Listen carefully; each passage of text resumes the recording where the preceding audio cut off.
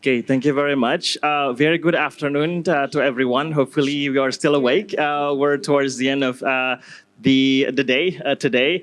I'm very excited personally to hear insights about the topic we'll be exploring this afternoon. It's about preparing our students for a globalized world. What should be taught. And myself, I'm Andika Putra Pratama. I'm an associate professor at Institut Teknologi Bandung in Indonesia. And I'm very happy to moderate this session with the experts from the different fields and the industries, academia mixed together. And so we're going to be exploring what should be taught and what we should teach our students when it comes to being in a globalized world. And I would like to, for each of us, perhaps, to introduce each other first, just briefly, and then how maybe you can also jump into the connection between the topic and what you do as well. So we can start with Ms. Amy. Okay. Hi, I'm Amy O'Mara. I am the founder of Open Wonder Learning, a learning architect and a parent coach who works globally with families who are pursuing alternative education paths. And we are reimagining education from the ground up in where we are developing project-based experiential learnings with mentors and guides based on child interest, which is driving their passions at a much earlier age to lean into what the future is going to hold, because we actually don't know what it holds. So allowing them to develop the skill sets and mindsets that they will need to grow in a world that is ever changing. So that is also how it connects to our topic today of what we believe at Open Wonder Learning they should be learning through the framework that we have developed. We have done extensive research on the future of what children may or may not need moving forward based on many theories. So yeah, it's about personalized learning. We're gonna extremely personalized learning. We'll get into that. Yeah, thank you very much. Please. Hi, I'm Dwayne Nathan Jack, educator in human potential and founder of Road Light Limited, where we provide education service within Her Majesty's Prison Service, Ministry of Justice, and local authorities with special educational needs. But there will be multiple hats within that education because it's soft skills. It's enabling one to gain the basic skills of life with communication, competency, compassion, and confidence. Yeah, so it's the overall life learning, essentially. Yeah. Please. Absolutely. Thank you so much. And thanks very much to Education 2.0 for inviting us for this panel. My name is Puneet Oza. I'm a founder and director of a company in Singapore called Maritime NXT. And the focus of Maritime NXT is to invest in the next in maritime. The focus being on the next generation, the next source of knowledge, the future-ready leadership, as I call it. I've been in the maritime industry for about 30 years, worked in various commercial roles all around the world. If you understand what maritime is, pretty much everything that you see in this room must have been brought on a ship from somewhere to somewhere. And that's how important maritime is to the world. After about 30 years in the industry, I have a couple of years ago set up Maritime NXT with a clear intention to basically go and follow my passion to teach. I developed a curriculum or a course for the Singapore Management University a few years back on a topic called geopolitical risks and impact on trade. Something which a lot of people don't really make the connection of. And today, this year, in 2025, I have physically taught this particular elective in 16 universities around the world. So this has been a great experience for me in terms of understanding and connecting the dots.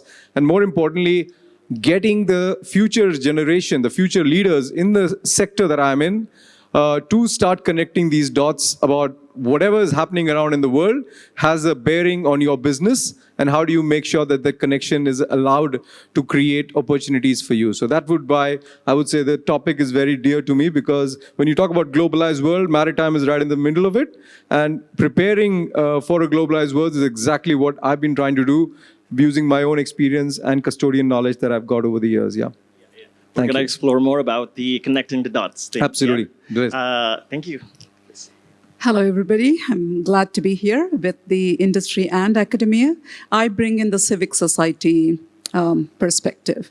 I run a global nonprofit based in the US. We work in 10 countries. We work on education, youth development, and our students ages range from 5, and there is no limit. We do have 50 to 60-year-olds as well. How it relates, what my background relates, this is what I do day in and day out. We have a program. We work on the infrastructure gaps. We work on the learning gaps as well. But we also have a program called Pure Youth Global Exchange that is bringing children from different geographies. There's no borders with the exchange program. So that we can delve deeper into it as we go on. So that's my background. Thank you very much. And so those are some of the snippets which are connected to the first question I'm going to ask you. Yeah. What does global readiness actually mean today? And that can be very specific to you. Yeah. Based on your perception. And how does each of our backgrounds that we have mentioned before inform what students need to learn to thrive in a globalized world? And perhaps we can also explore a little bit about what it means by being globalized world in this case. Yeah. So anyone would like to start? Maybe you can start. Yeah.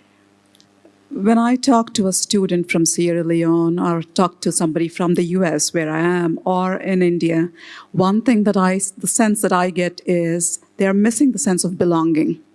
So that would be the first step too for the students, the younger students to feel that they belong in this global village or the globalized society we're talking about. I would love to build on that because I think genuine connection, whether you're from Sierra Leone or you're from the US or Indonesia, we have a lot of cultures that need to mix together. So when we talk about global readiness today, it's less about what learners know, but like how they want to learn and how they want to connect through curiosity and creativity and global connection. We can give them a foundation where they are able to adapt in different situations. And this comes back to where you were talking about life skills, and they have the main important. But we also need in those situations to be able to manage our emotions because we all have emotions. We're human. There's always going to be a human factor. And when we're able to work well with others and see their point of view, and because everyone sees the world differently, when we focus on the children's curiosity or anyone's curiosity and their ability to be creative and their ability to genuinely connect, when we have those 3 capacities, we make a foundation for global readiness. Yes, so does. Absolutely. And I just wanted to add here that the world that we have grown up in compared to the world that our children are growing up in is extremely different. For me, a global scenario would have probably meant my neighborhood countries at the most, and maybe beyond that, some unattainable places in the West, Europe, US, whatever. Today, you basically have a global citizen by default when the kid is growing up. Even though he has not traveled to countries, he knows about the countries, or she knows about the countries through social media and other ways. You have to cater for this idea that when you actually are trying to teach information or give information to a child, that awareness is probably already there in some form. You have to channel that awareness to a level which actually makes him ready to face the challenges that this globalized world is throwing at him. That is something which most of the education institutions cannot do on their own. They need to be collaborative in order to do that, because it's never going to be possible for one educator to be able to create that ecosystem for a child to be equipped for a globalized world. That's important, yeah. You wanna add on? You want to add something? I wholeheartedly agree with you because when we support them in being able to learn how to examine these ideas and compare perspectives, because it's more than just being able to be there, right? They have to have the skills from a very young age that develop over time in order to be more self-directed, so that when they do grow up and they are in a company or in a life situation, these younger level experiences become, because they're able to ask questions intentionally in a situation. Yes, I want to also speak to that. So my students are undergraduate students and MBA students, master's level students, and they often ask me questions about why don't we learn about these cultural differences starting from an early age, and so that's tapping to the need that actually younger or children also need that type of feeding somehow, and just exploration about, and it builds curiosity and so on and so forth. Would you like to add on to that also? Yeah. Yeah, I believe it all starts with an inside job. Starting the education from within, how the functions of the brain, the heart works, and trauma. Because whether we like it or not, throughout our processes of journey of life, whether a toddler and there's a split up within parents or whatever it may be, the experiences through the five senses, there's some stimulation of trauma that gets stored within the body. However, once we go now into the education, we're not educated on the self, on the resilience, emotional intelligence. We're not educated on how to become conscious of our internal dialogue and how that internal dialogue creates our reality, our future. We can put this in animations. We can deliver this education in many different forms, but we're lacking the actual education of the I am, that person within the mirror. So I think that younger we can educate our children on emotional intelligence and consciousness. What is consciousness? Being aware of our thoughts, how much that affects our personal life, our relationships, and our communication within play school, within secondary school, and within that workplace. And once we become conscious, we become more effective and productive within the workplace, within the home, community, and society. Yes, thank you so much. So the idea of trauma is, it's really important, I think, to really get in touch with that, and that really connects with what you were saying before about that sense of belongingness as well. So and connecting the dots, right? It's about that. Yeah. Especially the students we work with come from the under-resourced, underprivileged, underserved areas. Talk about the developed nation, United States. We work in the low-income neighborhoods, Title I schools. The child is already burdened with the poverty at home, right? Where's the next meal coming from? What if the schools close? So they're already fighting invisible, if I may, demons, challenges, right? Enemies already. And then comes the confidence and the self-esteem part. Which, again, is being influenced by the environment they're coming from. And then we say, hey, there are many opportunities. The world is your playing field, but are we building that, instilling the confidence? So what we try to do is bridge that with bringing students from different social strata onto one team, have them peer-to-peer kind of learn from each other, be tolerant, be respectful of each other's cultures. So that's something that we all need to be conscious of, that people see almost done. Our identities, that we are pressuring them to fit into spaces, could be the global space, where their lived experiences are different, identity is different. And is the space even built originally to fit them, right? Or is to the dominant norms of wherever it is. It could be, I mean, every culture has things that are going on. Yes, just contributing to what you said about the survival.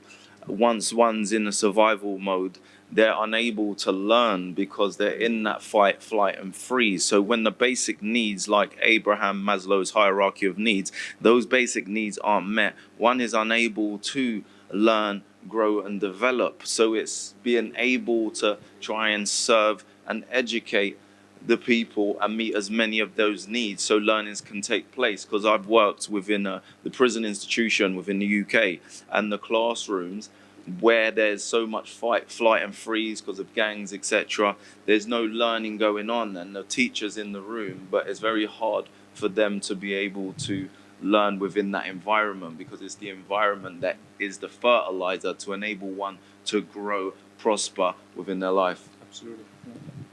And to build on what you're saying, so then now they have a predetermined belief system, right? So understanding that we have a human factor at play.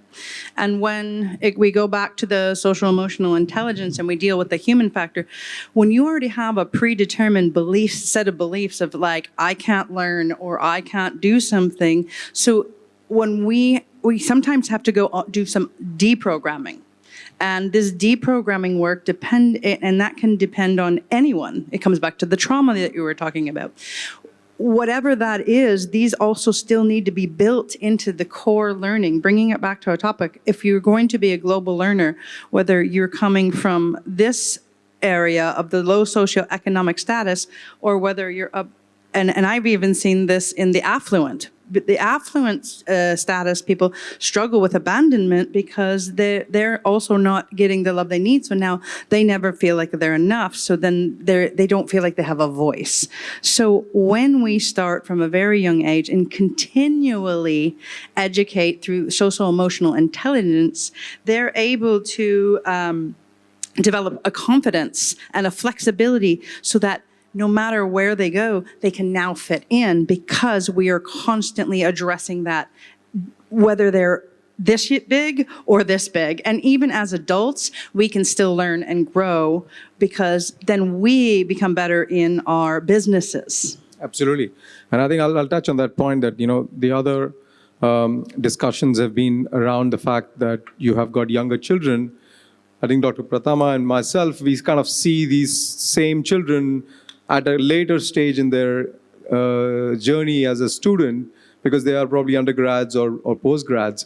And therein lies the fact that, even though the tree is bigger, you still have the same roots, which you guys have actually tried to nurture at the end of the day.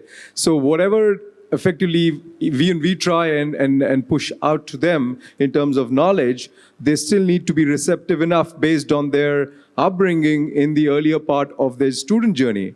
So in reality, that dot also needs to be connected, not just the connection of the dot of the knowledge that we are imparting, but also the fact that whatever they have actually been learning from an early stage in terms of values, in terms of ethos, empathy, and other things, is eventually reflected in their learning journeys later on in their life as well.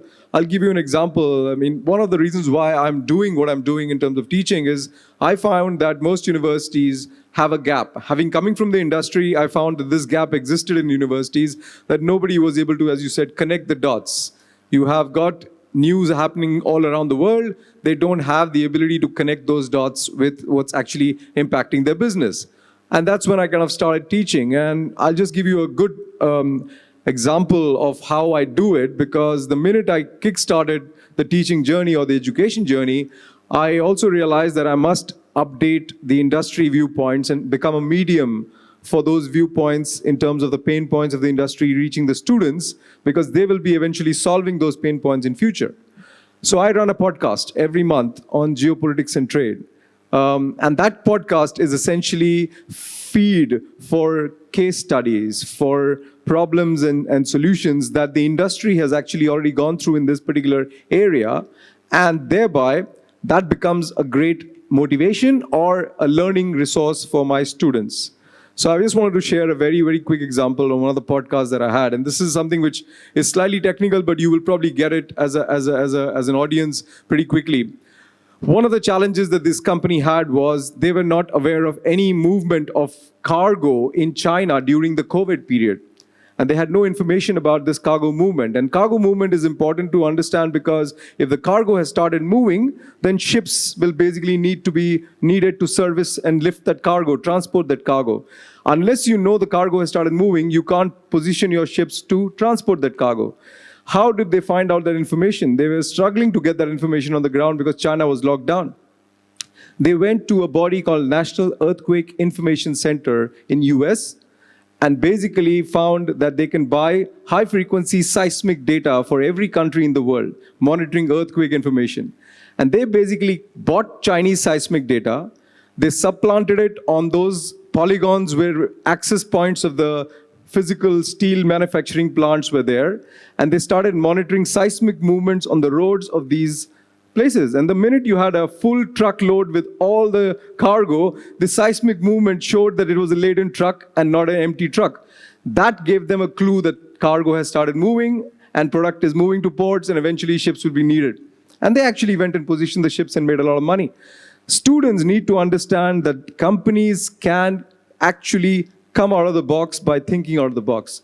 This is what I need to prepare the students for. They need to be thinking out of the box by using industry understanding, and there are so many ways of doing it now. We need to be able to do that, but the mindset has to come from a young age. We need to train them to become curiosity centric. We need to make sure that they can understand what is the importance of asking questions. We need to know what actually is needed to succeed in life and not just succeed in an industry. That is where you guys come in, basically. And that kind of like leads us into question 2, where like what experiences do they need to have? And the learning experiences that literally build what you're talking about, real global competencies, are the ones that move people out of passive knowledge into being able to connect the dots into active understanding. Like somebody had to have the thought that, okay, if I know that trucks are moving by seismic activity, that was thinking outside the box. And that's where critical thinking and creativity comes in. So when we have the same anchors I was talking about, curiosity, someone's like, well, I'm curious, if I can measure seismic activity, I'm wondering if I can understand if trucks are moving. So by fostering those 3 core anchors of, and just even curiosity and creativity, they were able to think outside the box. And this grows global readiness, because when learners have meaningful projects, engage in real experiences, and learn alongside, and this is key, mentors and guides. Because we need to get away from that us as teachers know everything. I spent 20 years in education, but the more I connect my students and the learners now that I work with mentors and guides, the growing happens so much faster. They expand their perspective. They deepen their knowledge. They ask more curious questions. So you can have 2 kinds of experiences. One where the learner studies the global issue, right? And say water scarcity or marine conservation. And then they study that from a global perspective. And then they take that back to their core community. And then they say, okay, we have a water issue, and now we can solve this with anything. Who do we know that we can bring in to help us understand this, solve this problem at a local level? And now we have this collective knowledge, and collective knowledge is going to drive innovation faster and more quickly when we can connect on a global level. Yes, Absolutely.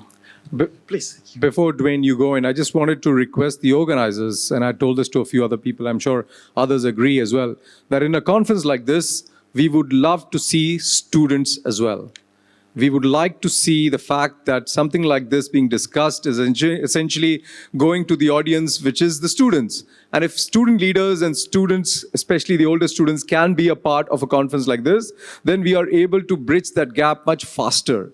So that would be a very practical suggestion for the organizers, that if they can actually build student participation in this particular conference, education conference, it'll be very useful. So that's just one practical suggestion.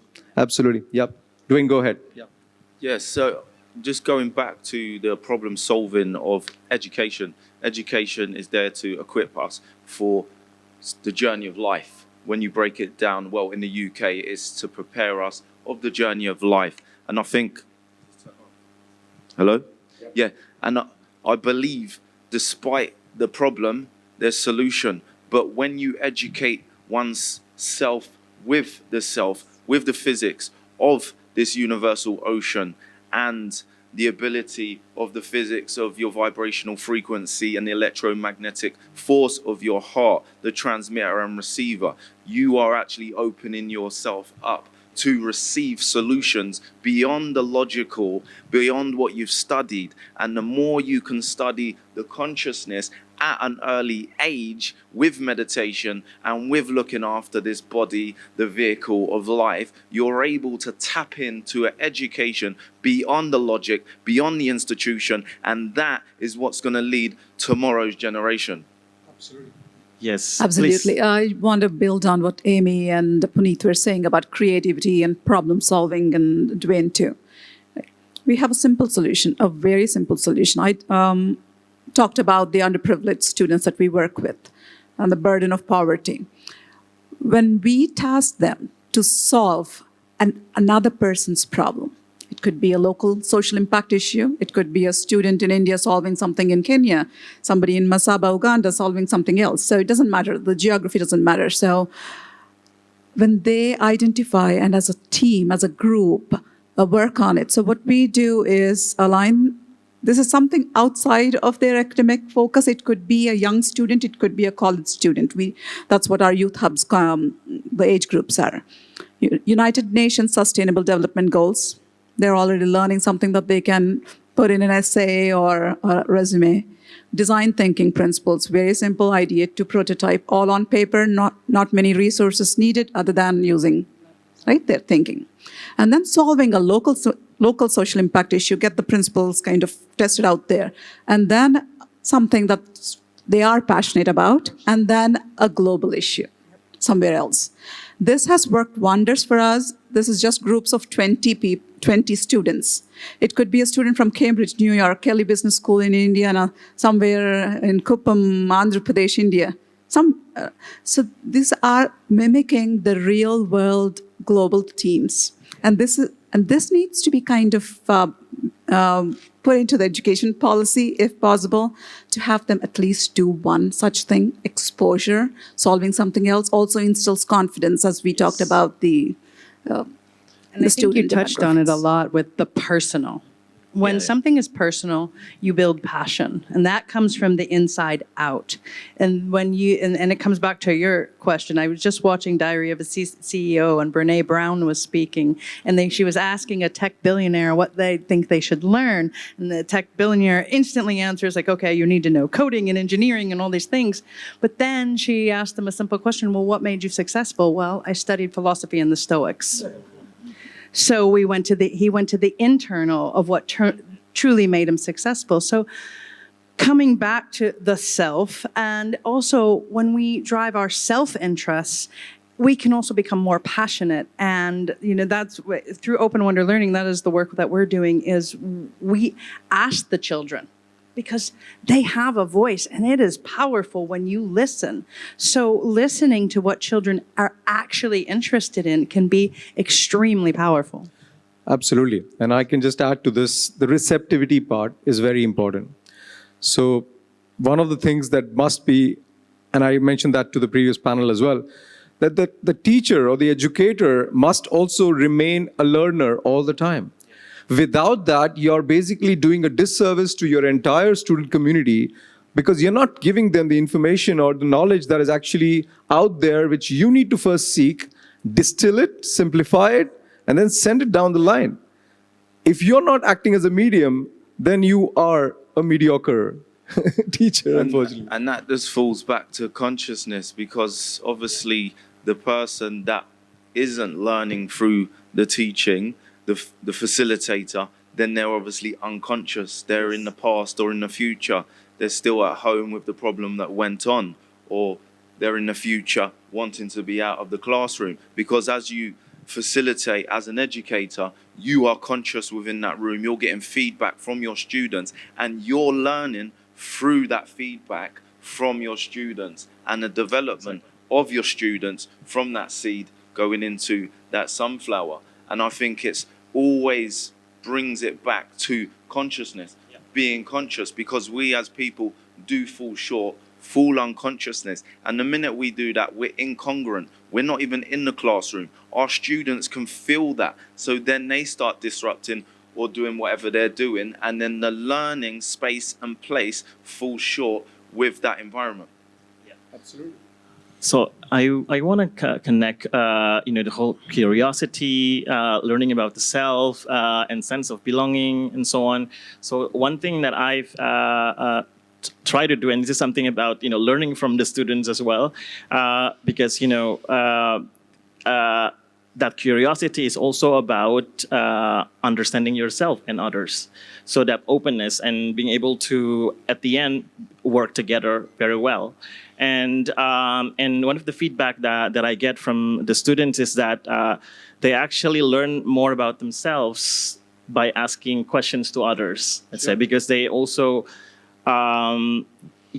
understand now the thought process, how they come about thinking about what they think about, how they come to believe in what they believe in. And so when they've, we're able to kind of like question that within ourselves, then that curiosity becomes kind of like very powerful, and it becomes kind of like the engine somehow. Hopefully, yeah, at least as I love that you said that curiosity is the engine. It's literally one of the parts of the framework that we work with, is curiosity is an engine. But I want to jump back to your point about some of the work that I'm doing is with parents and the unschooling of how we were raised in a very different system, and how we show up for children, whether we're a teacher, I like to say learning guide, because we're all like really just kind of acting as a facilitator or a guide for learning, whether we're working with our own kids or we're working with other kids or adults, whoever you're working it, you're facilitating it. And it starts with your own curiosity, your own inherent, like, I'm curious how this works. And how we say something and how we ask an open-ended question is way more powerful, and more can come out of asking an open-ended question to drive learning than if we're constantly jumping in with the answer. And I feel like as we have shifted in the world of education, we have to start with our own curiosity. Get curious, because a lot of times when you talked about kids, like when they start acting out, right? Instead of like trying to correct a behavior, get curious what's going on there. A lot of times there might be an inner fear coming up or a self-worth issue. There's so much more you can learn by being curious about why something's happening, whether that's a behavior or even in learning. Like, okay, I noticed you solved that math problem in a certain way. Like, explain to me, like, what were you thinking when you got that? Because there is no one way, right? And so when we show up as a learning guide with our own curiosity, it drives it even more. I agree. Please. Totally agree with you, Amy. The conversations usually I am in, even talking to corporates, right?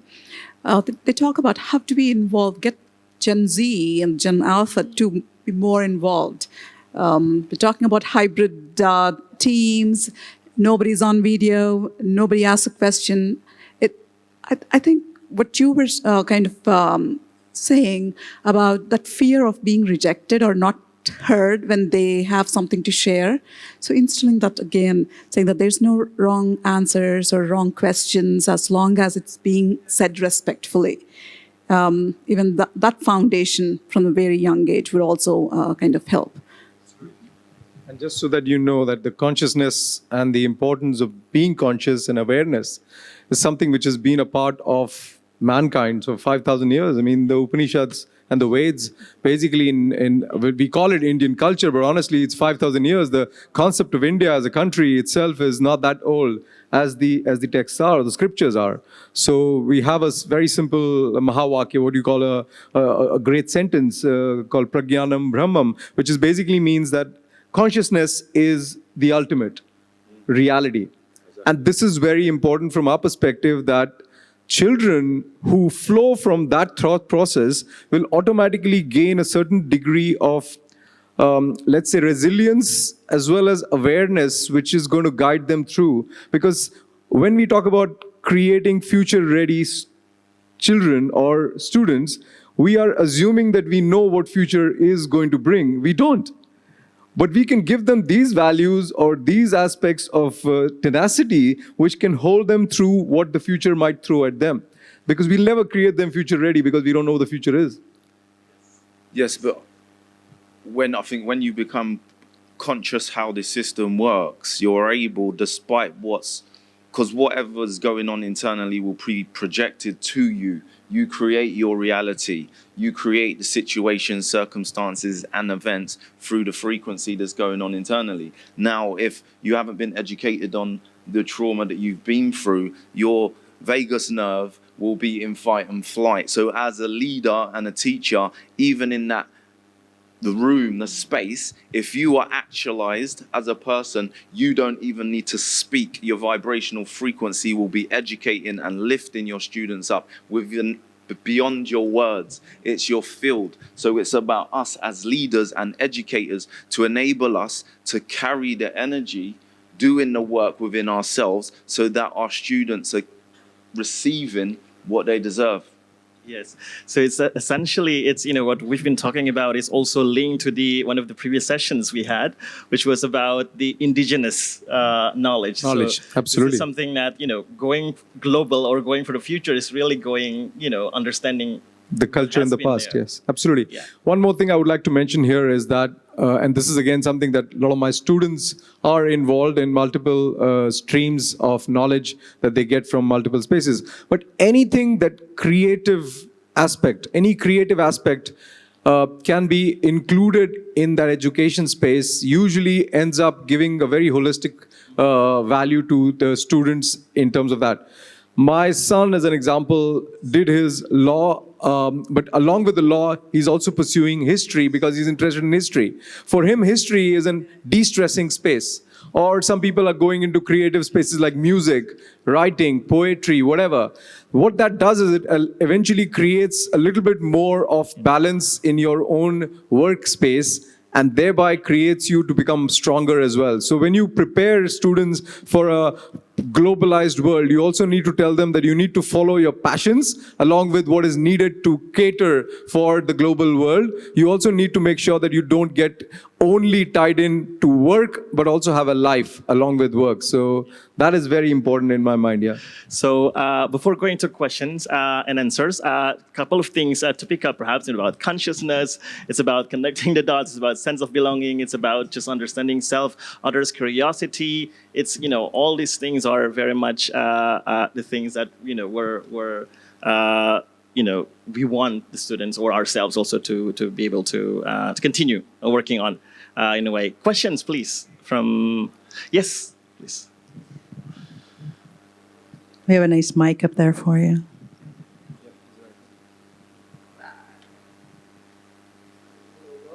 Working?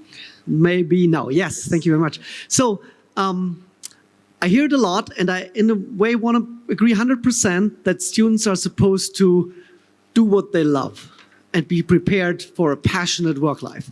But on the other side, there's also a demand that we have to fulfill. There's a certain amount of jobs and certain categories and line of work that we want to educate the students for.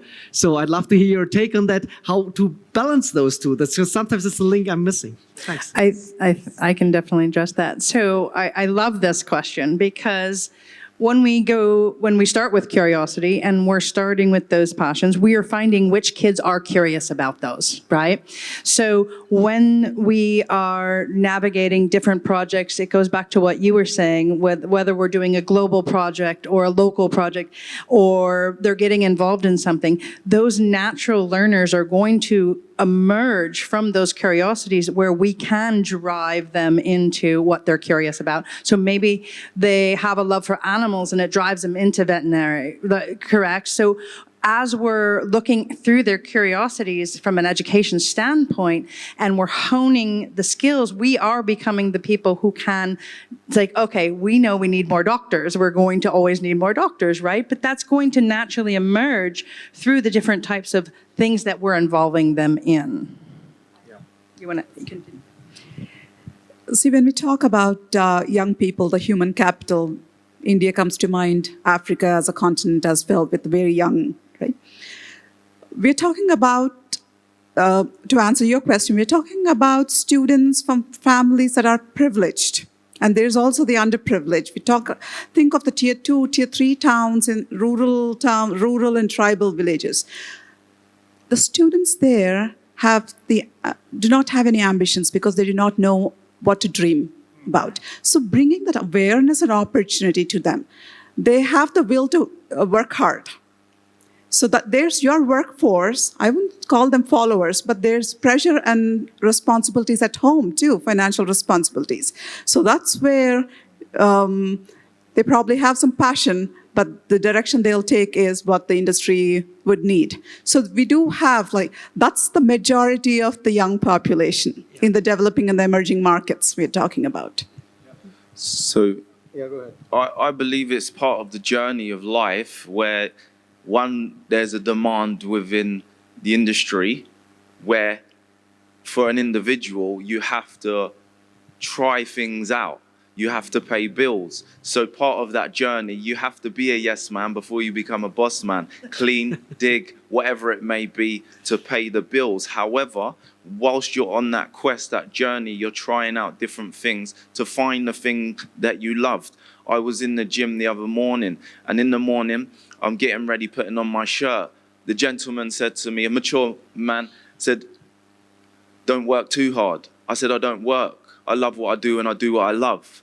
Because after a while, I discovered what I loved. It was right in front of me. It was the problems that I went through the strong currents of winds and sins of life, that I was able to discover there's a problem, I was a problem, now I'm a solution. So now I provide a solution for the people that I've managed to be a solution for what they're going through. So sometimes it's that journey to discovery, testing and trialing things to enable you to find what you're destined for. Absolutely.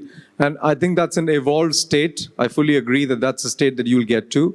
I'll give you an example of how I look at this. And I've got, mature students, right? I've got undergrads, postgrads, so they're obviously subject matter experts.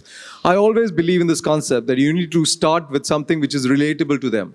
You need to start with something which is something they can relate to. So my starting point is always headlines in the newspapers or in television on geopolitics. And then I connect that to the business bottom line. And the process of connecting is what I really want to impart to them. That becomes a benchmark, that becomes a way of them to kind of critically start thinking, remain curious. Mr. Trump's announcement that Coca-Cola in US is going to start using cane sugar instead of fructose corn syrup has huge implications if you are in the business of trading sugar, for example, because there's going to be a lot more sugar going into America if Coca-Cola is going to switch. The question is, how does that impact you? As a company, would you be shipping that sugar? Whoever would you be shipping it from, et cetera, et cetera, et cetera. So what I'm trying to really get to is that your passion can be basically clearly fulfilled by the fact that you are interested in understanding things around the world. That's your curiosity part of it. Make it a business proposition and link it to your work. Then it becomes an integral part. Also, you retain things much better now because you're starting from a point which is actually of interest to you and ending up a point which is actually profitable for you. So interest and profits actually coincide with each other, and that becomes really valuable. Yeah. Yeah, that's a good trick or a good method. And I want to comment on this. Thank you very much for the answers. I can work with that. I wear the hat of a teacher and I wear the hat of a business owner and employer. So at times, and I think a lot of the responsibility resides also with the being an employer to. And that's pretty much everything. Everybody of you touched it, and you said it, Punit. Thank you for the last thing, that you have to also make sure that you provide purpose, and you tell them, hey, I did a plagiarism checker, and I had these developers that they joined my company, and they thought it's super boring. It's just a job I need. And after half a year, 1 year, they realized actually we are changing the world a little tiny bit to a better place. And then I had fun with them for another 8-10 years. Brilliant. But thank you very much. Thank you so much. Thank you. Thank you. Thank you very much, Amy. And just, we're about to wrap up, but you mentioned something earlier important, Nick. How do we, about Gen Z and the upcoming alpha generation, and you just touched on it right there. It's purpose. Like, finding your purpose, and you even touched on it, like doing the odd jobs to find what works for you. So as we wrap up and we look at a global world, I'll let you wrap it up, but I just wanted to touch on that point. Thank you so much for your question. For the Just half a second. There was a keynote here where they were kind of trying to connect progress and purpose together, and that was a wonderful one. If anybody wants to look it up, it was not me, somebody else, but I really loved that, and I think it ties to what everybody was saying, that, and the teacher there saying. Yeah, purpose and progress can go hand in glove. Yes. Yes. So it's about the key is about collaboration, just talking with each other, perhaps, yeah, and being open in a way. Thank you very much for the panelists. It is my privilege to moderate the session. Thank you so much for having us, and have a good evening, I guess, after this. Thank you. Thank you for staying. Yes.